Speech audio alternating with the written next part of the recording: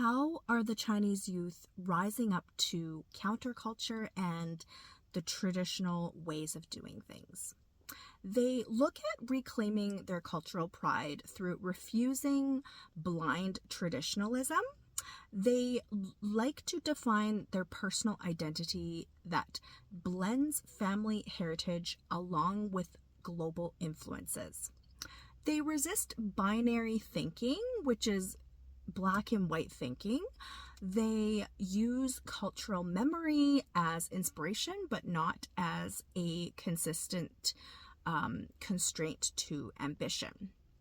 They also focus on empathy when negotiating with generational expectations. So, when they're trying to sort through family dynamics, they want to add in other values that may not necessarily have been present in the previous generations. They also normalize failure as a learning step and not something to be shameful for. The Chinese youth also want to work on reframing family elder care as a partnership and a shared responsibility instead of an enormous burden on one person.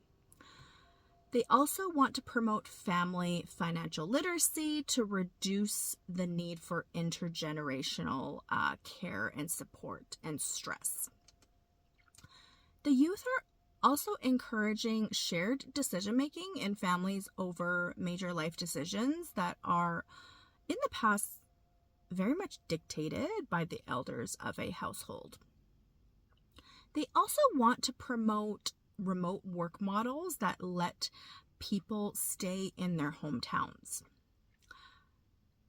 Normalizing mental health is really critical, and normalizing those conversations across family generations is something that the youth are looking at as a priority.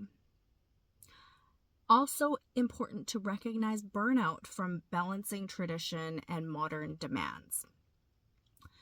Destigmatizing the need to seek professional help alongside, honoring the cultural remedies that are still in place. There's that fine balance of doing that. Now, marriage. More and more there are single individuals happening. And so we're trying to get rid of these stigmatizing terms like leftover women and really trying to normalize the fact that, marriage and children isn't suitable for everyone. We can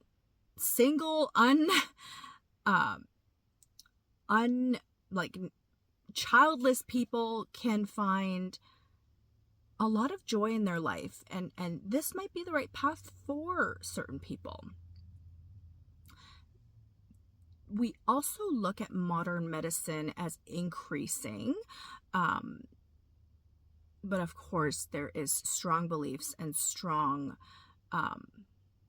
support for ancient Chinese medicine and techniques. Family roles are more fluid and shared. There's less of, the lion's share of the burden on the firstborn. Historically there is a lot of distinct roles, whether you're the firstborn, whether you're the second-born female child, like those roles are hopefully being blended a lot more and shared between households. The one thing that hasn't changed though is that enormous pressure of academic excellence and expectations. That has not changed at all.